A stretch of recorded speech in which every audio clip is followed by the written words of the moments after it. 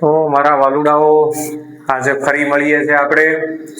હવે જે મને આશા છે ગઈ વખતે ઝીરો ઓર્ડર રિએક્શન મેં સમજાવી હતી બધાએ તમે બધાએ પાકી કરી લીધી હશે. અને મેં કીધું હતું કે શૂન્ય ક્રમ પ્રથમ ક્રમની તારવણી એકબીજામાં મિક્સઅપ ના થઈ જાય આપણે જોવાનું છે. હવે જો શૂન્ય ક્રમની આપણે લાસ્ટ લેક્ચરમાં બરાબર સ્ટેપ બાય સ્ટેપ સમજી લીધું. આજે આપણે ફર્સ્ટ ઓર્ડર રિએક્શન જે છે એને બરાબર ડાયજેસ્ટ કરીને ઉતારી લેવાની છે.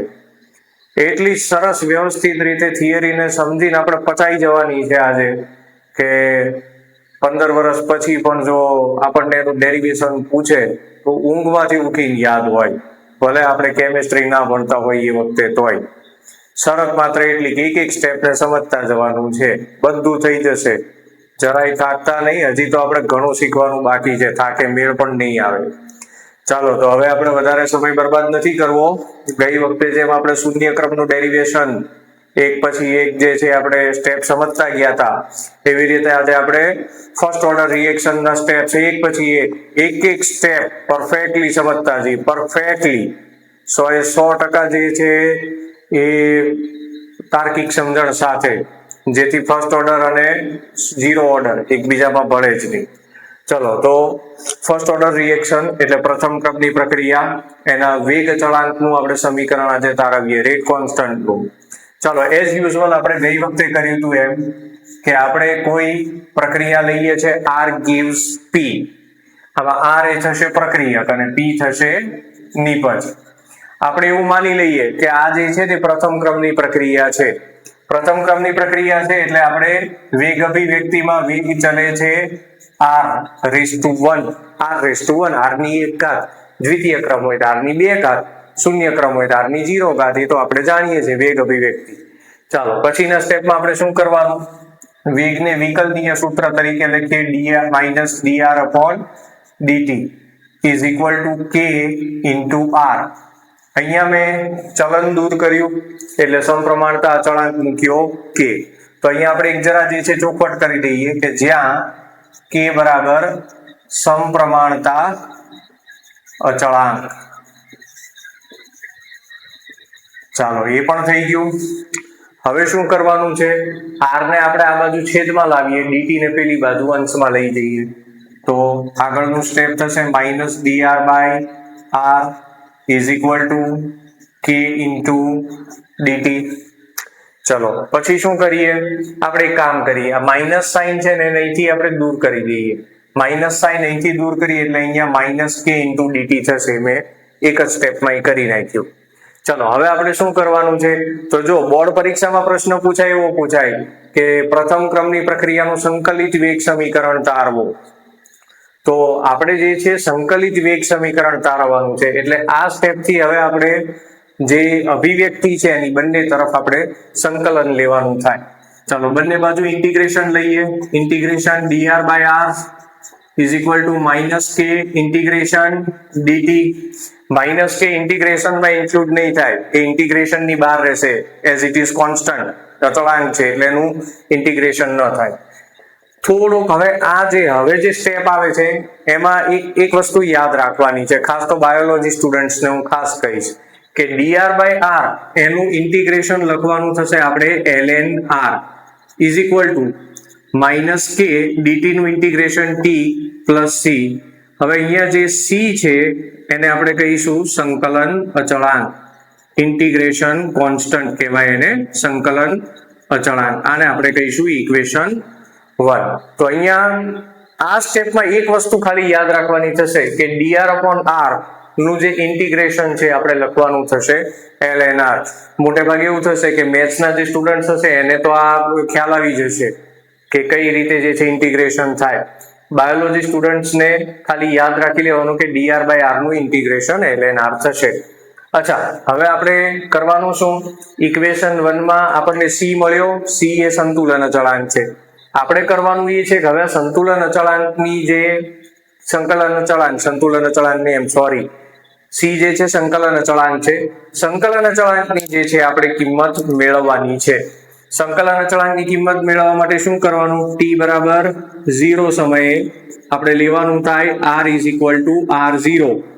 t બરાબર 0 સમય એટલે કે હજી પ્રક્રિયા શરૂ નથી થઈ તો પ્રક્રિયકની જે સાંદ્રતા છે મૂળ સાંદ્રતા જેટલી 100% સાંદ્રતા જેટલી એટલે r0 જેટલી થાય. તો હવે ઇક્વેશન 1 માં જે r છે ત્યાં આપણે મૂકવાનું થાય r0 અને t ની જગ્યાએ મૂકવાના થાય 0. તો હવે પછી ઇક્વેશન આવું થશે ln r0 is equal to -k into t ની જગ્યાએ આપણે મૂકીએ 0 plus c. Therefore ln r0 is equal to c. k into 0 અહીંયા આ પદ આખું નીકળી ગયું, k into 0 એટલે 0. તો c ની જે વેલ્યુ મળી આપણને મળી ln r0 જેટલી. હવે શું કરવાનું છે, c ની જે વેલ્યુ છે આપણે ઇક્વેશન 1 માં સબસ્ટિટ્યુટ કરવાની. c ની જગ્યાએ c ની જે આ વેલ્યુ આપણને મળી ln r0 એ આપણે અહીંયા મૂકવાની થાય. તો અહીંયા હું લખું છું c ની કિંમત સમીકરણ 1 માં મૂકતા c ની કિંમત સમીકરણ 1 માં મૂકીએ તો શું થશે, ln r is equal to -kt plus in place of c ની જગ્યાએ આપણે એની કિંમત મૂકીએ ln r0. આને આપણે કહીશું ઇક્વેશન 2, સમીકરણ 2. આ સમીકરણને આપણે યાદ રાખવાનું છે, મતલબ આપણે જે ગ્રાફિકલ પ્રેઝન્ટેશન બતાવવાનું થશે, આની જે આલેખીય રજૂઆત બતાવવાની થશે એમાં આપણે આ સમીકરણનો ઉપયોગ કરીશું, બરાબર? તો એ યાદ રાખવાનું છે. ચાલો હવે આમાંથી જે છે આપણે kt ને આ તરફ લાવીએ, ln r ને પેલી બાજુ લઈ જઈએ તો kt is equal to ln r0 minus ln r આવું થાય. kt is equal to ln r0 minus ln r. Logarithm નો બીજો એક તમને નિયમ કહું કે જ્યારે આપણે log a minus log b લખીએ, સોરી અહીંયા નેચરલ લોગ છે એટલે હું નેચરલ લોગ લઉં, ln a minus ln b is equal to આપણે લખી શકીએ ln a upon b. આ નિયમને આધારે જો અહીંયા તમે જો ln r0 minus ln r, તો આને આપણે આ રીતે લખી શકીએ kt is equal to ln r0 upon r. આમ પણ એને લખી શકાય. ઓકે, ચાલો ખાસ આ યાદ રાખવા. બીજી વાત કે અહીંયા જે ln છે ને એ નેચરલ લોગ છે.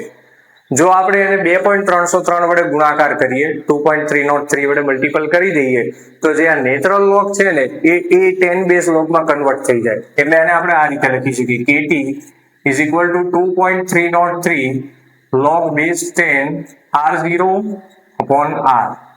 ઓકે, તો યાદ રાખજો 2.303 વડે ગુણાકાર કરો એટલે નેચરલ લોગ કન્વર્ટ થશે log base 10 માં. બીજું હજી t અહીંયા મલ્ટીપલ માં છે ને પેલી તરફ લઈ જાઓ તો kt is equal to 2.303 upon t into log r0 upon r. તો આ થયું ફર્સ્ટ ઓર્ડર રિએક્શન નું final equation for the rate constant. વેગ અચળાંકનું પ્રથમ ક્રમની પ્રક્રિયા માટે વેગ અચળાંકનું આ અંતિમ સૂત્ર થયું. તો આ રીતે જે છે આપણે ફર્સ્ટ ઓર્ડર રિએક્શન માટે જે છે એ ઇક્વેશન ડિરાઈવ કરી શકીએ. ઓકે, ચાલો હવે now I am coming to equation second. સમીકરણ 2 જે આપણે હમણાં તારવણીમાં લીધું કે નહીં એને હવે ફરી આપણે લેવાનું છે. શાની માટે? આ સમીકરણ યાદ રાખવાનું છે ગ્રાફિકલ પ્રેઝન્ટેશન, આલેખીય રજૂઆત. જેમ આપણે 0 ઓર્ડર રિએક્શનમાં આલેખીય રજૂઆત કરી હતી એમ હવે ફર્સ્ટ ઓર્ડર રિએક્શનમાં પણ આલેખીય રજૂઆત જોવાની છે. તો એની માટે અહીંયા ઇક્વેશન જે 2 છે એને આપણે કન્સિડર કરવાનું છે. જો ઇક્વેશન 2 આવું છે ln r is equal to -kt plus ln r0. હવે જેમ મેં શૂન્ય ક્રમની પ્રક્રિયા વખતે સમજાવેલું બરાબર એ રીતે આને આપણે straight line equation y is equal to mx plus c સાથે એને કમ્પેર કરવાનું છે. તો y ની જગ્યાએ આવે છે ln r, x ની જગ્યાએ આવે છે t. ધેટ મીન્સ કે ગ્રાફમાં આપણે y અક્ષ ઉપર લેવાનું છે ln r અને x અક્ષ ઉપર લેવાનું છે t. તો ગ્રાફ થશે ln r વર્સિસ t. બરાબર, આ પ્રકારનો આપણને ડાઉન સાઇડ કર્વ મળશે, નીચેની તરફનો વક્ર મળશે. બરાબર, ચાલો m ની જગ્યાએ છે -k એટલે આના કોઈ પણ બે બિંદુ વચ્ચેનો જે સ્લોપ છે, ઢાળ છે એ મળશે -k. બીજું કે આંતરછેદ c ની જગ્યાએ ln r0 છે એટલે ઉગમ બિંદુથી અહીંયા વક્ર શરૂ થયો ત્યાં સુધીનું અંતર, આ અંતર અહીંયા બિંદુ આવશે ln r0 એટલે કે ઇનિશિયલ કોન્સન્ટ્રેશન નો નેચરલ લોગ. ઓકે, તો આ થઈ એની આલેખીય રજૂઆત આપણે જે ઇક્વેશન નંબર 2 સમીકરણ નંબર 2 જે છે એની પરથી આપણે કરવાની છે. અચ્છા, હજી આનો બીજો એક ગ્રાફ પણ આપણે બનાવી શકીએ. બરાબર સમજો. આ જે ઇક્વેશન લખ્યું આપણે lnr is equal to -kt plus ln r0. હવે આમાં નેચરલ લોગ ની બદલે આપણે 2.303 વડે ગુણીએ અને log બેઝ 10 લઈએ તો 2.303 અહીંયા થઈ જાય log r is equal to -kt plus 2.303 અને log r0 આવું થાય. હવે જો અહીંયા જે આ 2.303 મલ્ટીપલમાં છે, ગુણાકારમાં છે, અને પેલી બાજુ લઈ જઈએ તો log r is equal to -k upon 2.303 into t plus log r0. આ રીતનું સિમ્પ્લિફિકેશન થાય. સમીકરણ આ 2.303 ને આ દરેક પદના છેદમાં લખીએ તો આ રીતનું એક્સપ્રેશન, આ રીતની જે છે આપણને ગાણિતીય રજૂઆત મળે. હવે જો આ ઇક્વેશનને આપણે સ્ટ્રેટ લાઇન ઇક્વેશન સાથે કમ્પેર કરશું y is equal to mx plus c સાથે, તો y ની જગ્યાએ આવશે log r અને x ની જગ્યાએ આવશે t. તો ધેટ મીન્સ કે હવે જે આપણે ગ્રાફ બનાવવાનો થાય એમાં y અક્ષ ઉપર આપણે લેવાનો થાય log r અને x અક્ષ ઉપર આપણે લેવાનો થાય સમય t.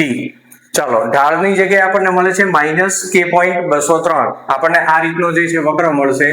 એના કોઈ પણ બે પોઈન્ટ વચ્ચેનો જે સ્લોપ છે એ થશે, ઢાળ થશે -k/2.303. આ યાદ રાખજો. બીજું આંતરછેદ છે log r0, એટલે વક્ર જે અહીંયા શરૂ થાય છે એ બિંદુની જે કિંમત થશે એ થશે log r0.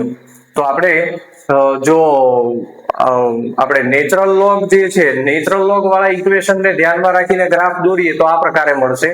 અને જો 2.303 વડે એને મલ્ટીપલ કરીને એને log બેઝ 10 માં કન્વર્ટ કરીને પછી એનું ગ્રાફિકલ પ્રેઝન્ટેશન કરીએ તો આપણને આ રીતની વેલ્યુ એની મળશે. તો ખાસ યાદ રાખવાનું.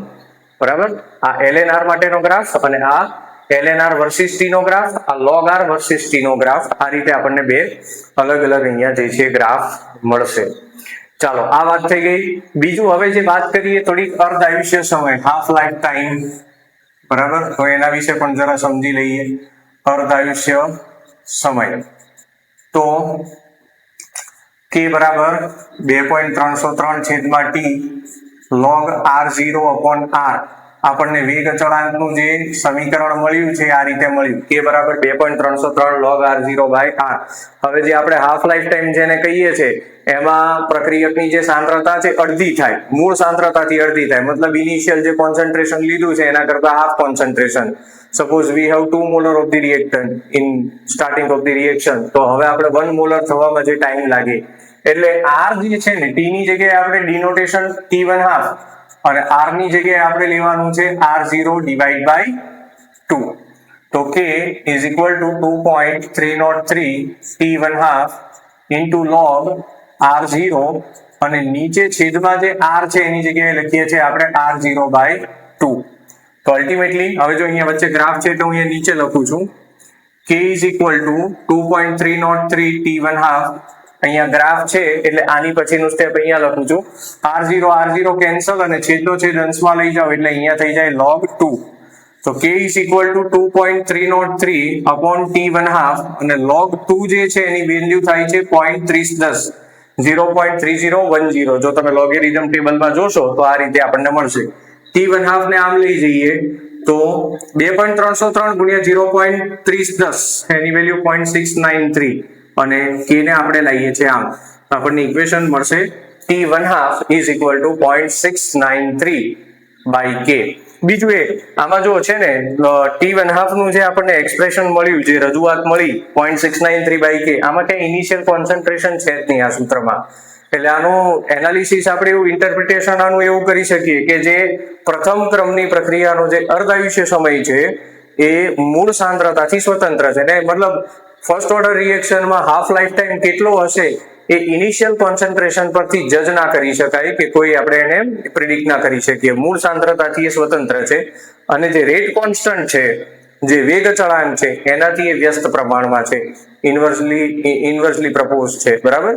તો ફરીથી પ્રથમ ક્રમની પ્રક્રિયાનો અર્ધાયુષ્ય સમય પ્રક્રિયકની મૂળ સાંદ્રતાથી સ્વતંત્ર અને પ્રક્રિયાના વેગ અચળાંકથી એ વ્યસ્ત પ્રમાણમાં ચલે છે. આ યાદ રાખવાનું છે. તો આના જે છે બધા છોકરાઓને હું કહું છું કે એક વખત જે છે બધા સ્ટેપ આ રીતે એક સ્ટેપને સમજતા જજો દરેક, બરાબર. એક ક્રુશિયલ પોઈન્ટ અહીંયા યાદ રાખજો, આ dr/r નું ઇન્ટિગ્રેશન lnr એ યાદ રાખવું પડશે. બીજું કે જ્યારે આપણે જે તારવણી કરીએ એમાં c આવી જાય સંકલન અચળાંક, તો c ની વેલ્યુ મેળવવા માટે શું કરવાનું છે એ મનમાં બેસાડી લો કે જો c ની વેલ્યુ જોઈતી હોય તો t બરાબર 0 લઈ લેવાના, મતલબ આમાં t0 મૂકી દેવાના. એટલે હજી પ્રક્રિયા શરૂ નથી થઈ. પ્રક્રિયા શરૂ નથી થઈ એટલે r ની જગ્યાએ આપણે મૂળ સાંદ્રતા લઈ લેવાની r0, એટલે આપણને c ની વેલ્યુ મળી જાય. એ જે c ની વેલ્યુ મળી જાય એ પાછી અહીંયા આપણે ફર્સ્ટ ઇક્વેશન છે, પહેલું સમીકરણ છે એમાં સબસ્ટિટ્યુટ કરી દો, બરાબર. તો આપણને આ રીતે એક્સપ્રેશન મળી જાય. આલેખીય રજૂઆતને કઈ રીતે યાદ રાખવાની?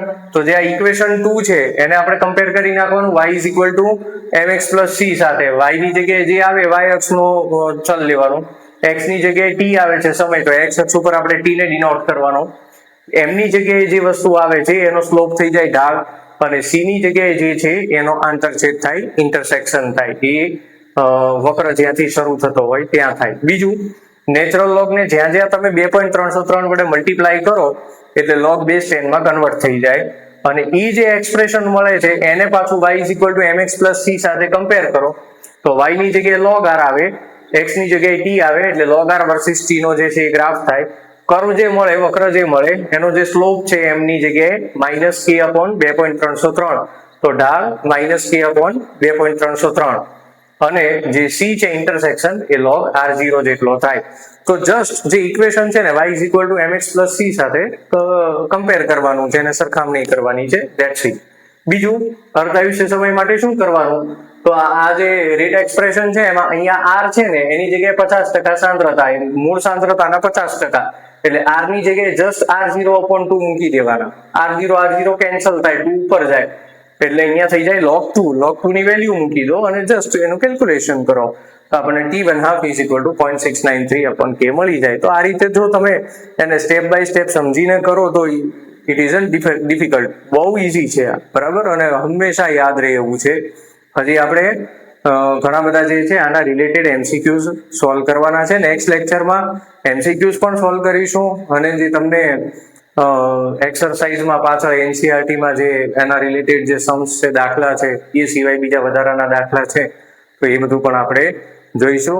જરાય કઈ ચિંતા ના કરતા, હું આપ સૌની સાથે છું. જોતા રહેજો, મળતા રહીશું.